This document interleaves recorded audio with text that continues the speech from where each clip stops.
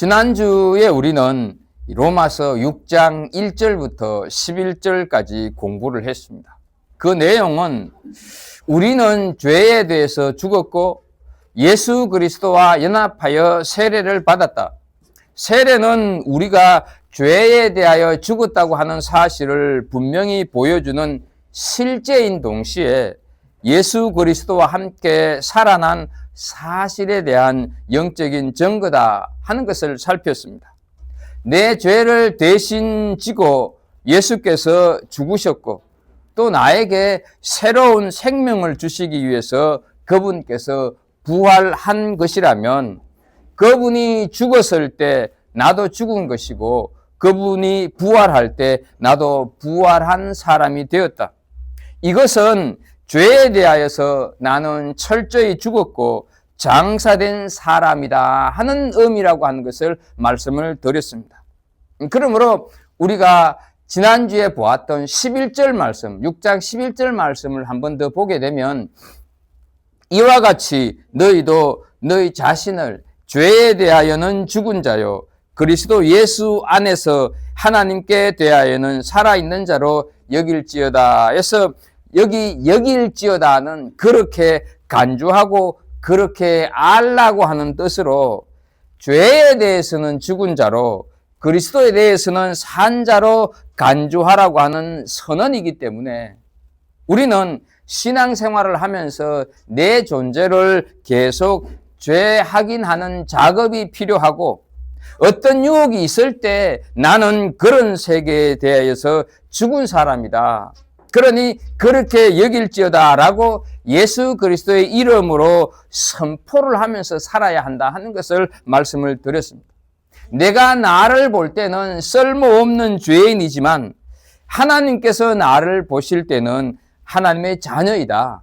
이 복음으로 염치가 없지만 하나님께 대하여는 산자로 여길지어다 하는 그런 자아의식 가운데 죄 가운데 거하지 말자 하는 말씀을 살폈습니다.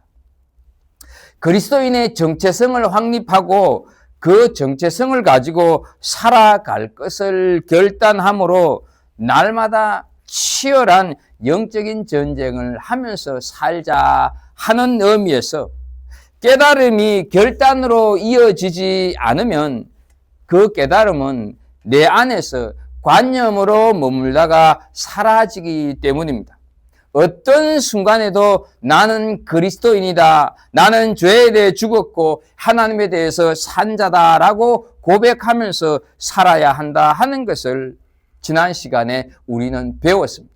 그런데요, 지금까지 말씀드린 지난 시간에 배운 것은 교리입니다. 교리. 따라서 만약 우리가 교리를 아는 것으로 만족해 버린다면 우리 영혼은 병들고 껍데기만 남은 한낱 종교인에 불과합니다. 오늘날 교회와 그리스도인들이 세상 사람들에게 인정은커녕 오히려 비난의 대상이 되고 있는 이유가 교리를 아는 것을 신앙생활의 전부로 생각하여서 그 삶에 걸맞는 실천이 일상생활 속에 없기 때문입니다. 오늘 본문은 우리가 죄에 대해서 죽었고 하나님에 대하여서는 산자라고 하면 그 산자다운 실천을 해야 되는데 그 실천이 어떤 것이냐 하는 것에 대해서 말씀하고 있는 것이 오늘 함께 읽은 본문의 내용입니다. 본문 시작을 보면 그러므로 이렇게 시작이 되고 있습니다. 너희는 죄에 대하여 죽고 새 사람이 된 자들이다. 그러므로 새 사람은 이렇게 살아야 된다라고 말씀하는 것이 12절, 13절, 14절입니다. 어떻게 살아야 하냐? 본문에서 죄에 대하여는 죽고 하나님께 대하여는 산 자가 어떤 삶을 살아야 하는지에 대해서 좀 살펴보도록 하겠습니다. 첫 번째로 죄가 왕노릇하지 못하게 우리는 살아야 한다 하는 것이죠. 본문 12절을 보면 그러므로 너희는 죄가 너희 죽을 몸을 지배하지 못하게 하여 몸의 사욕에 순종하지 말고 이렇게 말씀을 합니다. 이 구절을 우리가 전에 보았던 개역 성경에 보게 되면, 그러므로 너희는 죄로 너희 죽을 몸에 왕노릇하지 못하게 하여 몸의 사욕을 순종치 말고 라고 번역을 하고 있습니다. 여기에서 못하게 하여는 못하도록 이런 뜻입니다. 그리고 또 몸의 사욕에 순종하지 말고는 육체의 욕망에 굴복하지 말라고 하는 뜻으로 육체의 욕망이 죄를 불러온다 하는 것이죠. 따라서 육체의 욕망을 따르지 않아야 죄가 왕노릇 못한다는 것입니다. 아무리 작은 욕망이라도 내가 그 욕망을 물리치거나 이기지 못하게 되면 어느새 그 욕망이 내 속에서 왕노릇한다 하는 것이죠. 욕망이 왕이 되면 나는 복종할 수밖에 없고 그 욕망은 또 다른 죄를 짓게 만들고 그 죄가 나를 다시 지배하는 그런 악순환이 계속된다 하는 것이죠. 한번 욕망에 굴복하면 그 죄의 지배에서 벗어날 길이 없습니다. 죄는 사람을 굴복시키고 꼼짝하지 못하게 하는 힘이 있습니다. 이것은 육체의 욕망을 해결하지 않고는 죄의 지배에서 벗어나지 못한다는 뜻입니다. 그러면 어떻게 이 꿈틀거리는 육체의 욕망을 해결할 수 있을까? 그것은 우리 욕망을 꿈틀거리게 하는 이 육체는 반드시 죽는다 하는 사실을 매 순간 깨달을 때 가능하다 하는 것이죠. 그런데 우리는 젊은이나 늙은이나 육체를 다듬고 가꾸는데 여념이 없습니다. 그러다 보니 육체의 욕망에 육체의 지배를 받을 수밖에 없습니다. 하지만 육체는 아무리 아름답게 가꾸어 봐야 죽을 수밖에 없는 몸이다 하는 사실을 우리는 기억해야 한다는 것입니다. 우리가 그리스도와 함께 십자가에 죽고 그리스도와 함께 살았고 부활 생명을 얻었다면 우리 육신을 더 이상 죄가 지배하지 못하게 해야 합니다. 그런데 우리는 항상 내가 나를 지배할 수 있다고 하는 착각 속에 살고 있습니다. 하지만 내가 나를 지배한다면 이 몸이 속절없이 늙어가도록 왜 그냥 두기만 하느냐 하는 것이죠. 기력도 쇠하여지고 결국은 흙 속에 묻히는 것, 이게 우리 몸인데 만약에 내 몸을 내가 지배할 수 있다고 한다면 그런 일이 일어나도록 왜 속수무책으로 가만히 있겠느냐 하는 것이죠. 내 몸인 줄 알고 이 몸을 어떻게 해서든지 젊음을 유지하겠다고 보톡스에 별의별 것 다 하지만 우리가 기억해야 할 것은 이 육신의 몸으로 하는 것이 뭐냐 하는 것이죠. 이 육신의 몸으로 욕망의 충동에 또 욕망의 갈망에 그냥 우리는 내주고 있다 하는 것이죠. 우리가 예수를 믿기 전에, 우리가 하나님의 자녀가 되기 전에 우리의 이 몸을 가지고 어디에 썼을까? 갈라디아서 5장 19절부터 21절 말씀에 보게 되면 그 몸을 가지고 했던 일 15가지를 소개하고 있는 것을 보게 됩니다. 음행과 더러운 것과 호색과 우상 숭배 이런 것들입니다. 이게 우리가 예수 믿기 전에 우리의 몸을 가지고 했던 일이고 지금도 세상 사람들은 하나님을 알지 못하는 사람들은 여전히 이런 모습으로 살아가고 있다 하는 것이죠. 그래서 육신으로 기껏 한다고 하는 것이 분쟁이나 시기나 술 취함, 방탕 이런 것들을 하고 있다 하는 사실이죠. 1999년 9월 20일 우리 어른들은 기억할 텐데요. 소련 공산당 서기장을 지낸 고르바초프의 아내 라이스 여사가 독일의 민스트 병원에서 암으로 죽었습니다. 9월 21일 특별기가 이 고르바초프의 아내의 시신을 싣고 모스크바 공항에 도착을 했습니다. 비행기 문이 열리고 이 고르바초프를 비롯한 유족들은 트랩으로 이렇게 내려왔습니다. 그런데요, 공항 직원들이 비행기 제일 뒷공문이 하물칸에서 무엇인가를 내리고 있었습니다. 다른 것이 아니라 사망한 라이사 여사의 관이었다 하는 사실이죠. 당시 미국과 세계를 양분하던 소련 제1인자의 아내, 말하자면 세계 최고 권력을 차지했던 여인, 그러나 죽고 나니 육신은 화물에 불과했다 하는 사실이죠. 우리 가까운 한국의 예를 좀 들어보도록 하겠습니다. 한국의 14대 대통령을 지낸 김영삼 대통령이 2015년 11월 22일 별세하여서 발인을 할 때였습니다.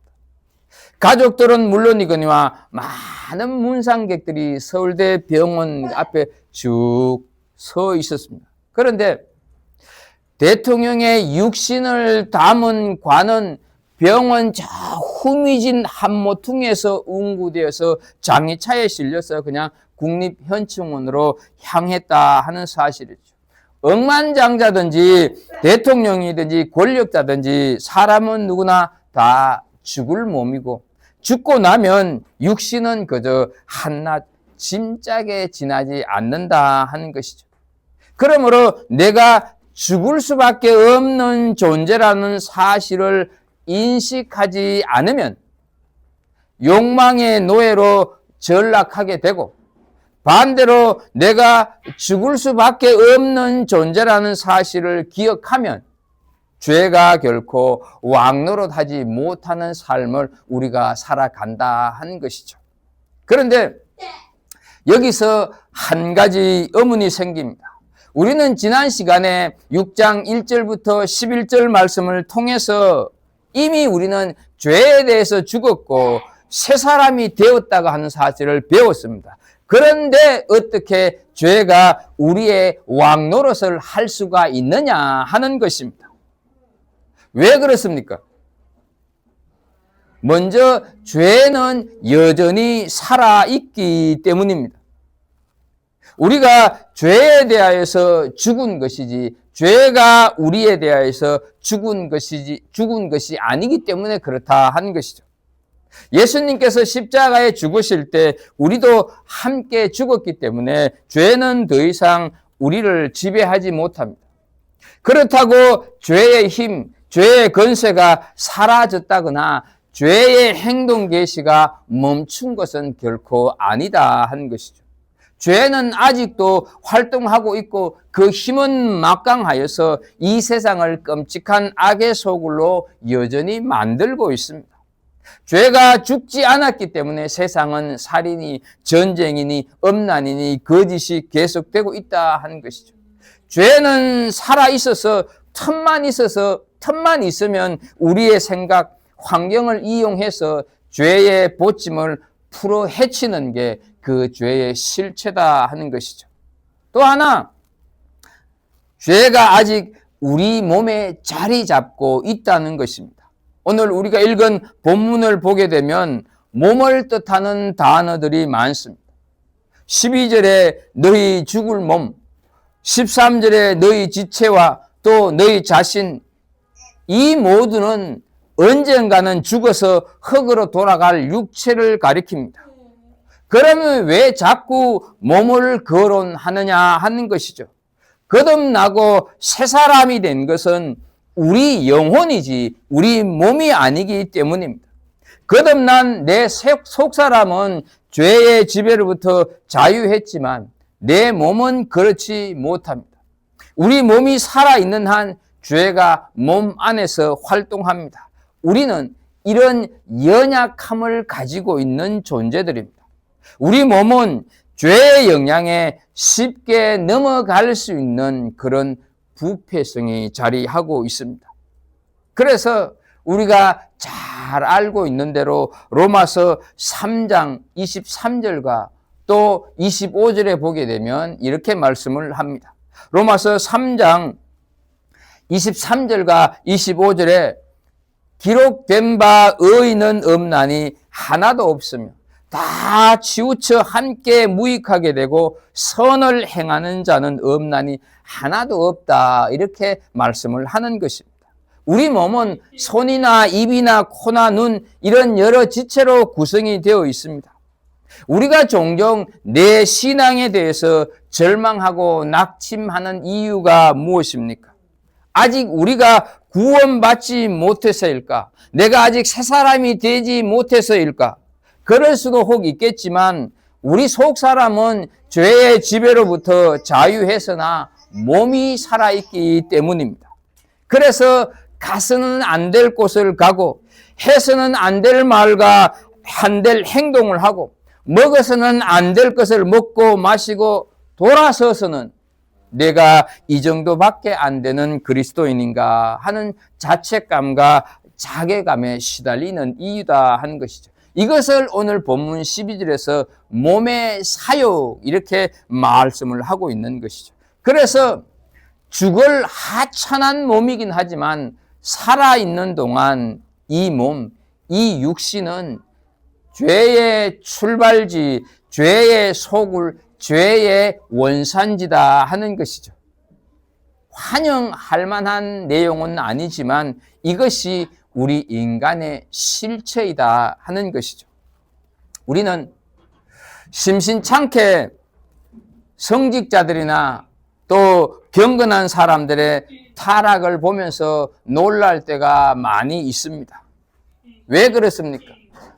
거듭난 속사람은 죄로부터 자유했을지 모르지만 몸은 아직 살아있어서 사탄이 죄의 힘을 이용해 몸의 본능에 충동질하기 때문입니다. 뿐만 아니라 보이지 않는 정신세계도 역시 우리의 몸입니다. 재능이나 생각이나 상상력 다 이게 우리의 몸의 일부입니다. 사탄은 인간의 본능을 이용해서 손이나 발로 죄를 범하게도 하지만 동시에 우리의 정신세계를 통하여서 죄를 짓게 만들기도 한다 하는 것이죠. 손가락 하나 움직이지 않아도 우리의 상상, 우리의 생각을 통해서 엄청난 죄를 불러일으킵니다. 이것이 우리 몸이 가지고 있는 약점입니다. 그래서 죄가 죽을 몸에 왕노릇하지 못하는 삶을 살라 하는 것이죠. 예수님의 십자가 보혈로 죄에 대해서 죽었고 새 사람이 된 우리는 아무렇게나 마구잡이로 살아서는 안 되고 거룩한 인생, 성결의 삶을 살아야 한다는 것입니다. 그것이 몸의 사욕에 순종하지 않는 죄가 왕노릇하지 못하는 삶이라고 말씀을 하고 있는 것입니다. 욕망이 내게 왕노릇한다는 것은 곧 내가 욕망의 노예라고 하는 의미가 되지 않겠습니까?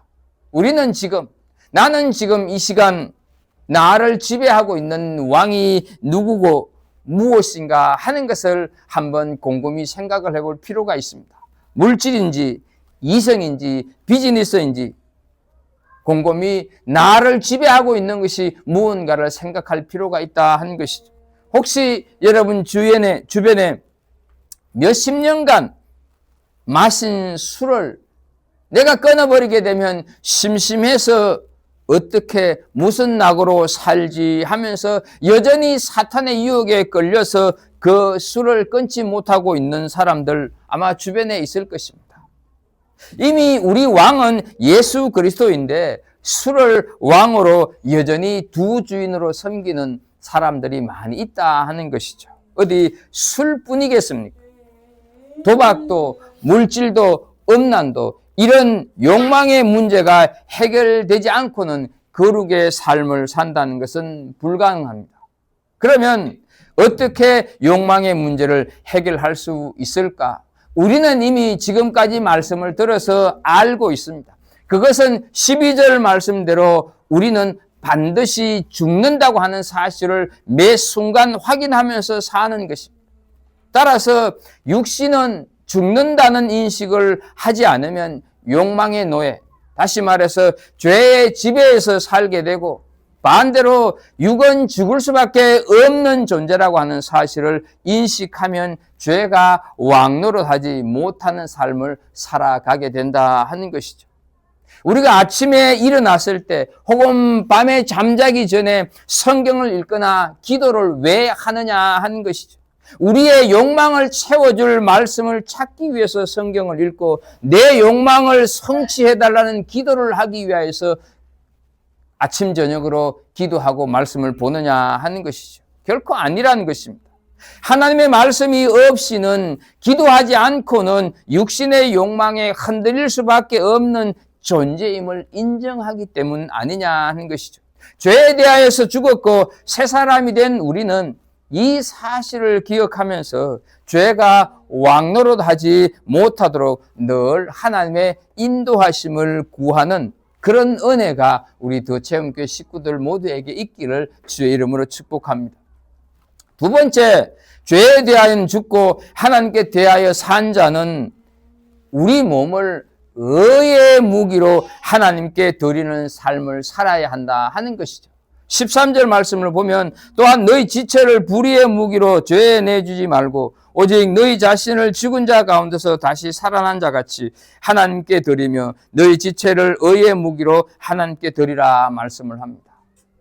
바울 사도는요, 정말로 대단히 좋은 비유를 우리에게 들려주고 있습니다. 몸을 무기에 비유하고 있다 하는 것이죠. 몸을 무기에 비유한다고 하는 것은 은연중에 우리의 신앙생활이 치열한 영적 전쟁이라고 하는 것을 시사하고 있다 하는 것이죠.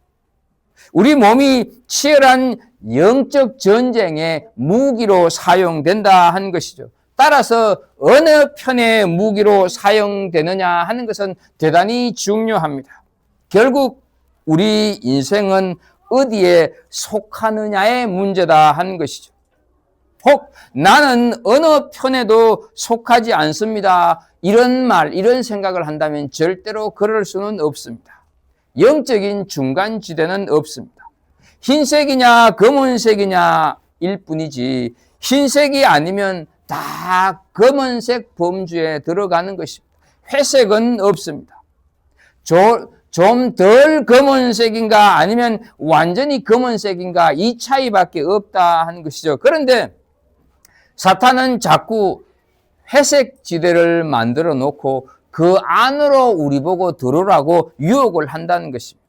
검은색이 아니니까 괜찮다 하는 것이죠. 그러나 영적으로는 그럴 수 없다 하는 것이죠. 내가 지금 이 몸을 어디에 드리고 있느냐, 어느 편에 내 몸이 속해 있느냐는 영적으로 분명하다 하는 것이죠. 그런데 흰색이냐 검은색이냐 하는 것이 그렇게 단순하지만은 않습니다. 왜냐하면 거룩함을 가장하는 수많은 사람들, 수많은 일들, 말끝마다 거룩함을 말하지만 사실 거룩과는 전혀 관련이 없는 검은색보다 더 검은 것들이 많은 현실이 우리가 살아가는 이 세상이기 때문에 그렇다 하는 것이죠. 그래서 우리는 저게 정말로 검은색인지 아니면 흰색을 가장하고 있는 것인지 이런 것들을 우리는 잘 분별할 필요가 있다 하는 사실이죠. 여러분, 이 13절에서 너희 지체라 하는 말은 우리 몸에 붙어 있는 이목구비 모두를 말하는 것입니다. 그러니까 어느 한 부분이라도 죄의 도구가 되면 다른 지체마저도 죄의 무기가 될 수 있는 소지가 다분하다 하는 것이죠. 구약에 우리가 잘 보게 되면 여리고성을 정복할 때 이 아간이라고 하는 사람이 시날산 외투 검은 보화가 탐이 나서 감추었습니다. 아이성을 공격할 때 처음에는 어떻습니까? 이 아간의 눈으로 그 시날산 외투와 검은 보화를 보게 되고 결국은 그것을 숨기는 손으로 이렇게 죄를 지음으로 몸 전체가 죄의 무기가 되었다 하는 사실이죠. 바울 사도는 우리 몸을 불의의 무기로 드리는 대신 의의 무기로 하나님께 드리라고 말씀을 하고 있습니다. 이것이 죄의 지배를 받지 않고 욕망이 왕노릇하지 못하게 하는 방법이기 때문에 그렇다 하는 것이죠. 드리라, 이 말씀은 헌신하라 하는 말의 뜻입니다. 그런데 오늘 13절 보게 되면 조건이 하나 있습니다. 죽은 자 가운데서 다시 살아난 자 같이, 이게 조건이 붙어져 있습니다. 이 말씀은 새 생명을 얻은 자답게, 새 생명을 얻은 자 같이, 이런 뜻을 가지고 있습니다. 우리는 드린다 이렇게 하면 얼른 헌금을 하는 것이나 봉사활동을 떠올립니다. 하지만 아무리 많이 헌금을 하고 아무리 열심히 교회를 섬긴다고 해서 우리가 교회 밖에서 소금과 빛으로 살지를 못하면 결코 그 자신을 하나님께 드린다고 말을 할 수가 없습니다. 하나님께 몸을 드린다고 하는 것은 새 생명을 소유한 사람답게 우리의 생명, 우리의 전 인생을 세상 속에서 소금과 빛으로 살아가는 것. 그래서 우리는 로마서 12장 1절에서 이렇게 말씀을 하는 것을 기억해야 합니다. 그러므로 형제들아, 내가 하나님의 모든 자비하심으로 너희를 권하노니 너희 몸을 하나님이 기뻐하시는 거룩한 산 제물로 드리라. 이는 너희가 드릴 영적 예배니라. 이렇게 말씀하고 있는 것을 기억해야 합니다. 교회에서 또 예수 믿는 사람들끼리 아무리 많이 섬기고 봉사해도 교회 밖에서의 삶이 전혀 아니라고 하면 그거는 온전하게 하나님 앞에 드리는 삶이 아니다 하는 것이죠. 우리가 매일 새벽 기도회를 하고 또 오늘처럼 이렇게 매주일 예배를 드리는 것이 얼마나 큰 복인지 모릅니다.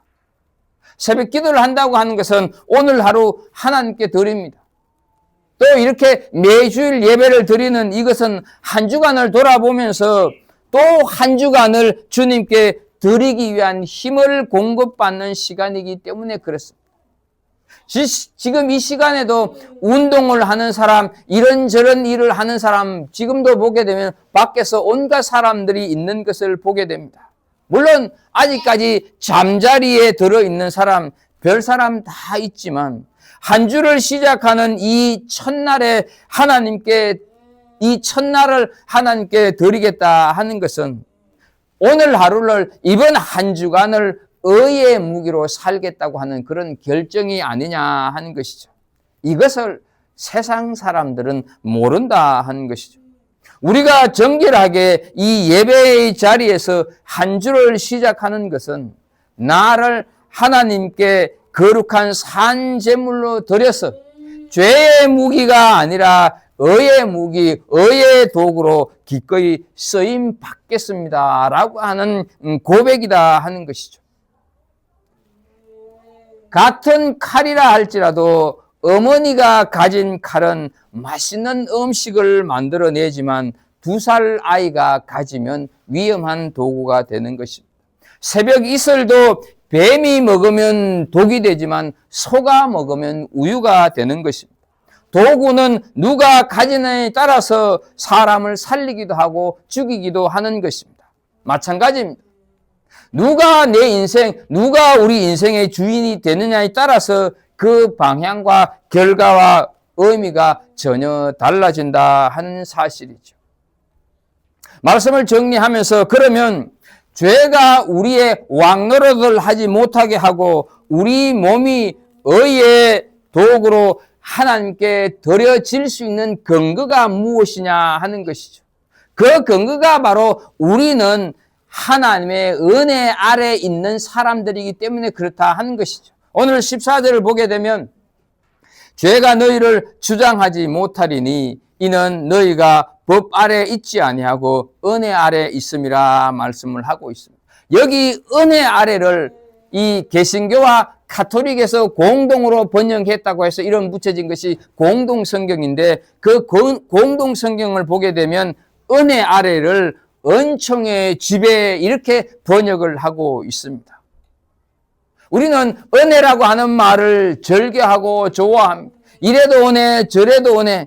은혜라는 말을 수없이 사용합니다. 그러다가 보니까 은혜라고 하는 말을 귀한 줄 모르고 가치도 모르고 소중한 줄 모른다 하는 것이죠. 그러나 이 은혜라고 하는 말 속에는 하나님 아버지의 처절한 아픔이 배어 있는 말입니다.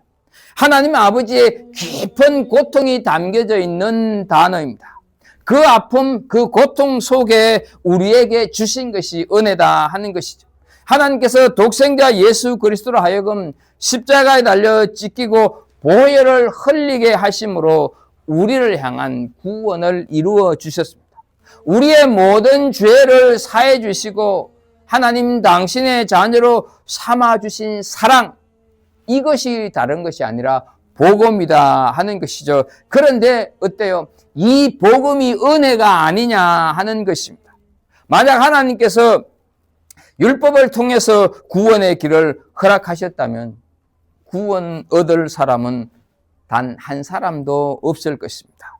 그러나 하나님께서 외아들 예수 그리스도를 십자가에서 죽도록 버리시는 아픔과 고통을 친히 겪으시고 우리의 구원을 이루어 주셨습니다. 이것이 은혜다 하는 것이죠. 그리고 이 은혜가 바로 복음이다 하는 것이죠. 그런데 복음은 뭡니까? 복음은 바로 능력이 아닙니까? 우리가 복음이 능력이기 때문에 그 복음의 능력으로 죄가 왕노릇하지 못하게 살 수 있게 된다 하는 것이죠. 우리의 모든 죄를 사해 주시고 자녀 삼아 주신 은혜 때문에 우리는 죄가 우리의 왕노릇을 못하게 하고 우리의 몸을 의의 도구로 하나님께 드릴 수 있게 되었다 하는 사실입니다. 여러분, 은혜로 가능하다 하는 이 말씀을 뒤집으면 어떻습니까? 나는 할 수가 없다, 이런 의미가 되지 않겠습니까? 내 힘으로 죄가 우리의 왕노릇을 하게끔 못한다 하는 것이죠. 내 힘으로는 죄가 왕노릇 하는 것을 어떻게 막을 수가 없다 하는 것입니다. 내 능력으로는 우리의 몸을 하나님께 의의 도구로 드릴 수가 없다 하는 말이다 하는 것이죠. 다만 은혜 아래 있을 때 죄가 왕노릇을 못하고 우리 몸을 의의 도구로 드릴 수 있다 하는 것이죠. 우리는 천당을 갈 수 있을까 없을까? 나는 과연 천국에 갈 수 있을까 없을까? 이것 때문에 교회에 오는 것이 결코 아닙니다. 천당은 이미 우리에게 보장되어 있습니다. 하나님의 자녀는 벌써 우리가 되었습니다. 이미 천국을 소유한 사람으로, 이미 하나님의 자녀가 된 사람으로 학교에서, 직장에서, 가정에서, 내 삶의 언저리에서 어떻게 거룩한 삶을 살아갈 것인가, 죄가 왕노릇하지 못하게 하는 삶을 살아가게 될 건가, 살아야 할 것인가, 이게 우리에게 주어진 숙제다 하는 것이죠.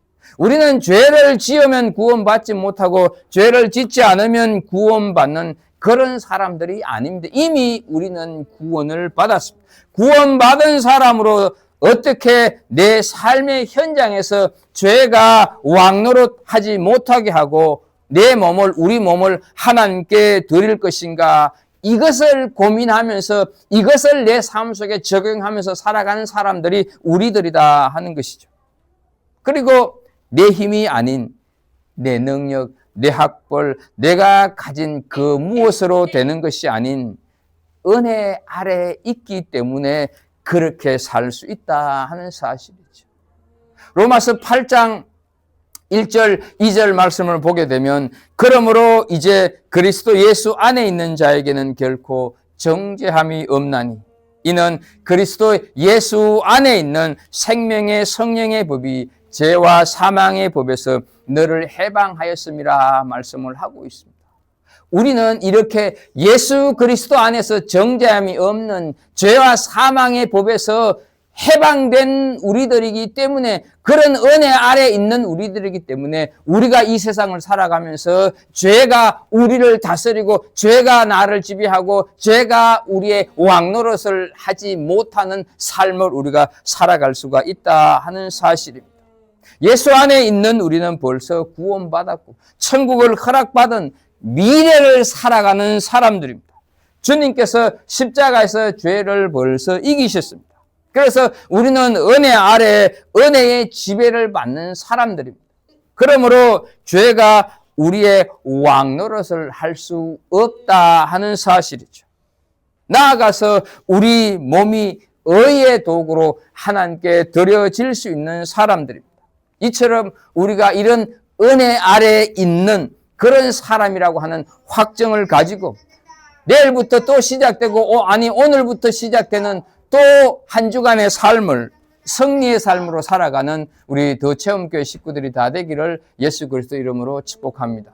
기도하겠습니다. 하나님 아버지, 새해 들어서 세 번째 주일 우리는 다 은혜 아래에 있는 사람들이라고 한 사실을 깨닫게 해주셔서 감사합니다. 비록 우리가 하나님 앞에 죄에서 죽었고 또 하나님께 대해서 산 자지만 우리는 육신을 가지고 있기 때문에 이 육신이 우리를 지배하려고 할 때가 많이 있습니다. 그럴 때마다 하나님 아버지, 나는 죄에서 죽었다고 예수 그리스도 이름으로 선포하면서 나는 은혜 아래에 있는 사람들이기 때문에 이 세상 속에서 구별되고 성결한 삶을 살아가야 하고 살 수 있다고 하는 그 확신, 그 분명한 고백을 가지고 또 하루하루 살아갈 수 있는 우리 복된 믿음의 성도들 다 될 수 있도록 주님 축복하여 주옵소서. 예수님의 이름으로 기도합나이다. 아멘.